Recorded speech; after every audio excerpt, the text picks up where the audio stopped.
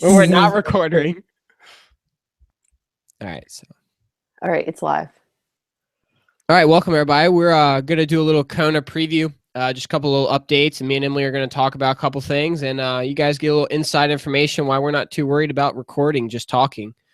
So let's start off with Emily. You want to give us some information on these giveaways we're gonna do for Kona?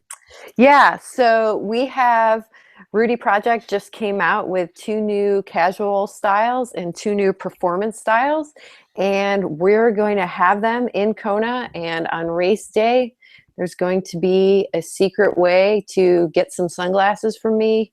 There'll be a phrase, and you find me and tell me that phrase, and you can have the pair of sunglasses free of charge. So we'll be kind of looking forward to that. So if you're going to be on island, you can score a pair of sunglasses. And Rudy also has a great setup race week. You can get helmets for like crazy good deals, sunglasses, all that stuff. So they do it up big in Kona, and they have some exciting announcements actually coming out. Who's going to be racing in their stuff. So lots going on there. Yeah, so we got some giveaways for anybody that's going to be on the Big Island. We're still trying to work out some other details, and we might have some stuff for everybody else just watching. So definitely listen to us throughout, the leading weeks, and listen to us race week, and you'll find out some good information. For sure. Go ahead. Start list wise, we'll go just knock these two out. Pete Jacobs, he dropped out for the men, and then Corinne Abraham, she's going to drop out for the female. So those two will not be on the start list so far. That's all we've heard of. A little update though on Matt Charbot. He is racing Ironman Chattanooga, so watch out for that. He said he's going to play it by ear. He wants to win Chattanooga, but that's listen to the beginning of this podcast for that information. Yeah, for sure. I don't think I wasn't too surprised Pete Jacobs out. Corinne Abraham got some sort of infection or something and had to have surgery. So she's definitely out, probably just decided I'm not going to be ready. So she's out. And so, and I'm sure we'll hear of a few more kind of leading into Kona. It seems that people panic train, go a little bit too far, and the race is kind of over before it starts. I think getting to the start line is sometimes, when you're dealing with super motivated people, everyone wants to get in the extra ride, the extra run. I got to do something special, and you actually don't. I think it's better to be 1% undertrained than 1% overtrained. Yeah, agreed, definitely. So let's just jump in. Before this, we were talking about the, men's start list, and let's just, who has a shot to win? I don't care who the swimmers are, the bikers are, the runners are. I mean, when it comes down to the end of the day, what do you think about winning? I think Jan Frodeno, Sebastian Kienle, Andy Potts. I think Eneko Llanos has been really quiet this year and could be someone to look out for. I mean, he definitely showed a couple of years ago how strong he is when he won Melbourne and Frankfurt. So if he can get it right, and I don't really think he's ever gotten it right on the Big Island, so he might be someone to look out for. But like you and I were saying, I mean, you could list 10 guys that have the potential to win, but whether they actually do, there's like 3 or 4 that actually really could, because I think a lot of people just fuck up their race. Yeah, a lot of people are going to eliminate themselves throughout the day, and that's just racing though too. I mean, they're out there to win. I mean, if they're not out there to win, why are they there? So something's going to happen, and they're going to push a little too hard, a little too soon, and they're not going to win. But I mean, I think it's all about picking your moments to take those chances, and if that pays off, it pays off big. If it doesn't, then it doesn't pay off big. I mean, you saw, if you don't get that nutrition bottle at the right exact time, or you lose one, or you lose your salt tablets. I mean, a race like Kona, all those minor things, they escalate and they come out big. But I will say something about the lost salt tablets and the lost nutrition bottles. There are aid stations every 10 miles, and you're better off taking a bunch of stuff from there than being like, well, they don't have exactly what I need, so I can't take that. Like that 100% guarantees that your race is going to go to shit.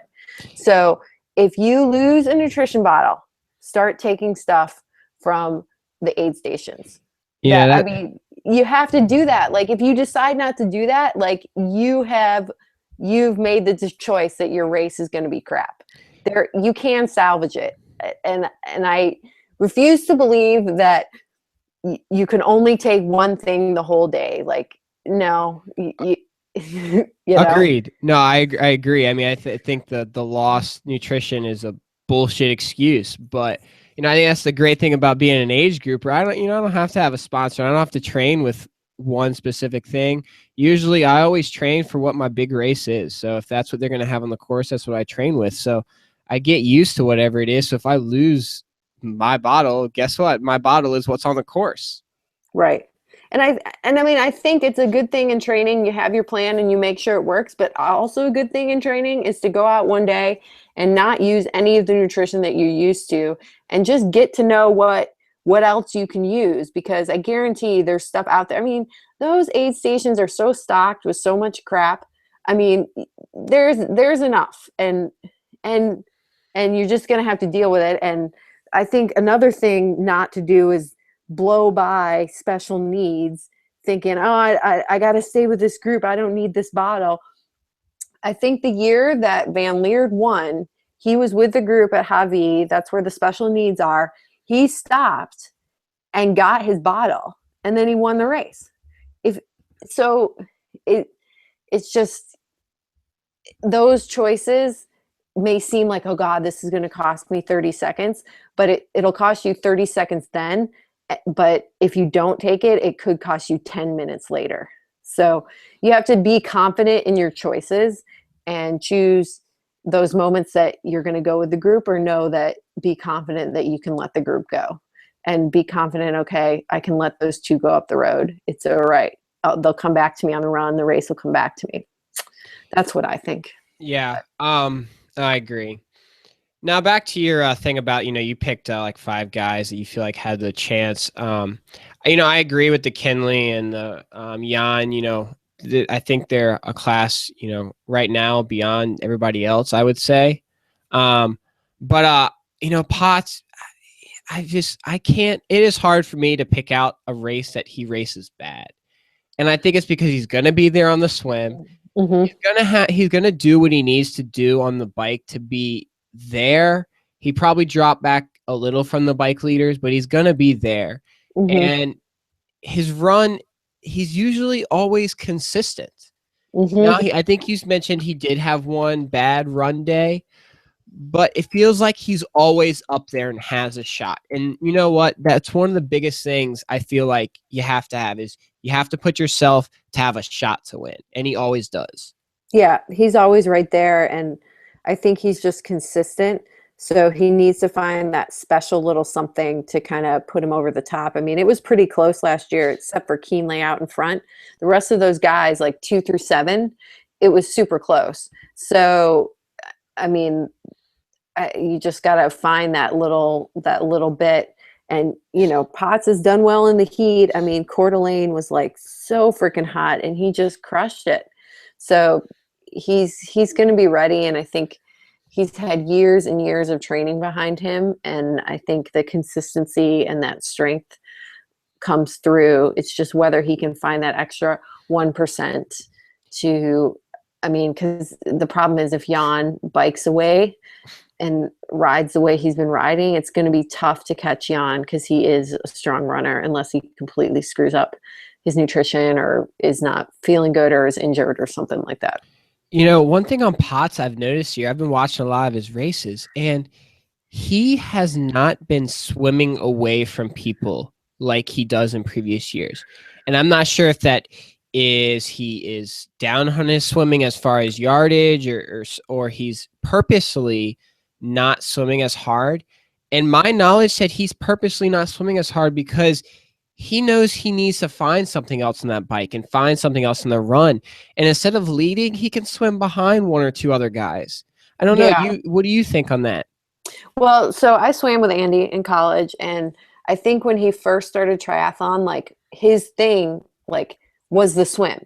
Like he was always the first guy out of the water, and I think that helped him make a name for himself and just put him at the front of the race. So everybody knew when he was on the start line, he was going to come out first.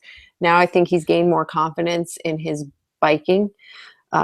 So he doesn't need to. But I mean, like last year, if you watch the swim footage finish, he and Jan swam together the entire time, but Potts made sure he was one step ahead of him because he probably gets a swim bonus. So I mean, he'll be up front for sure, but he doesn't need to have a 2-minute lead or anything, and he might actually think like that kind of is a waste of energy. So, you mentioned one more person. I'm trying to figure out which one you mentioned. What do you remember? Oh gosh, no. See, I always forget now. Janos. Yeah, Janos. Yeah, what do you think about him? Well, I mean, he's a strong Spaniard, and I don't know. Lately, the Spaniards seem to be doing well. He had Gomez and Mola this weekend, so uh, I mean, he's shown that he's strong. Whether he's kind of past his prime is the question. But he's definitely someone I think to look out for, and I don't ever think he's hit Kona well. So I mean, maybe he doesn't win, but top 10 for sure, top 5 maybe. Um, and I think someone else to look out for. I think he's a smart racer. Is Ben Hoffman. I think Ben is a good enough, is kind of mindful enough that he's not going to try to replicate what he did last year. He's just going to go out and try to go as fast as he can on the course on that day. So I think when you get into the thing, I got to replicate my race from last year. I did it so perfectly and worked out so well. I think Ben is confident enough. I've done the work. I'm just going to go finish this race as quickly as I can and see where I end up. Yeah, talking about past your prime, I just saw his name, Jordan Rapp. I mean, what do you have anything about him? I mean, he definitely showed at Mont Tremblant like he's found kind of his mojo a little bit. I don't think he's afraid to race his race and follow his plan and let the race go up the road if he needs to, and be confident that it'll come back to him on the run. I think he'll just be solid throughout the day. The question mark is the swim, and is he going to be too far back? And another person we haven't mentioned is Lionel Sanders. Everybody likes to talk about Lionel. That's a long debate. I know we don't have time, but I think that's someone. I don't know. It's not Oceanside in March is my thing, and I think he's got some inefficiencies. If you watch him ride and you watch him run, it's kind of he wiggles and his knees like bouncing outward, and And you're I talking think about who again? Just Lionel. to clarify. Okay. Lionel. Jordan is like, you can see when he races, like he's very efficient. I think Lionel muscles it, and I think in Kona you can only muscle it so far and then it's done. I think you have to be really, really efficient, and I just don't think Lionel is there yet. So one thing that I've had coming in my head is, so this year there's Jan, and everybody knows he led throughout the whole race in Frankfurt. You have people like Kenley, Sanders, Jordan Rapp. You have these amazing bikers that are going to be way behind in the swim. I mean, they know that they have to go, and because they can't come off behind Jan. Yep. So you could potentially see a lot of blow up, or you could potentially see a lot of bad swimmers get on this train and ride that train up to the front. Yeah, except for when the German train goes up to the front, most people can't go with it. Like so Mikey Twilzik and Sebastian usually come out relatively close together, and they're not bad. They're like second pack. Like they swam like 52, 53 minutes so last year. So they get in that big second pack, and when they decide to go, which is usually between um, after Kauai High on the way up to Hawaii, like they just go. Like it's just they go. That's I it. mean, yeah, we saw that at 70.3 Worlds. I think when I was watching that coverage, I think the top 10 was like all Germans getting off the bike or something. I mean, you saw the same flag. It was Yep. laughable. Yeah.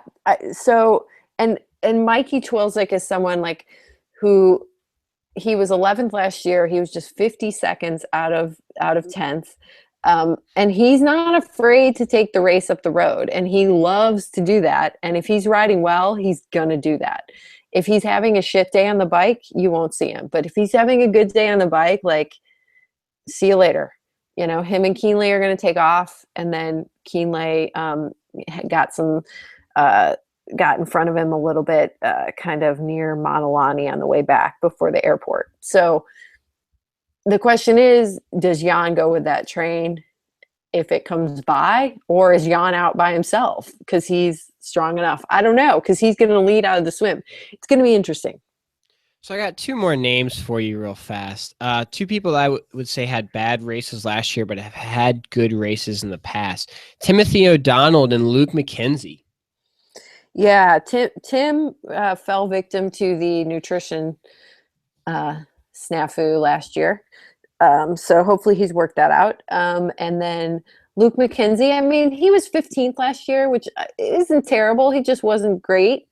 And he's always someone to look out for. He knows how to race there, and he likes to race there. And he's been off the front on the bike many times, even before he was second. So he's someone who can ride in that front group. The question is, when it gets really windy, is he someone that can stay with that front group, or does he need it? Like the one year, I think it all kind of stayed together because it wasn't too windy. When it gets really windy, it becomes a strongman's race. That said, Luke is very strong on the bike. So I think he could do well. I think Luke just doesn't need to, like Ben Hoffman, he just needs to be confident and not try to replicate anything. Just race on the day. All right. Well, let's end on one more question for the men's preview, and then we'll tackle the women's preview next week. So we're about 2 weeks out from the race ish. Who's your winner from today? This pick can change, obviously, but who's your winner today? Jan. And who is the one guy that's going to blow up that everybody, let's say that they think is in that top 10? Lionel Sanders. All right.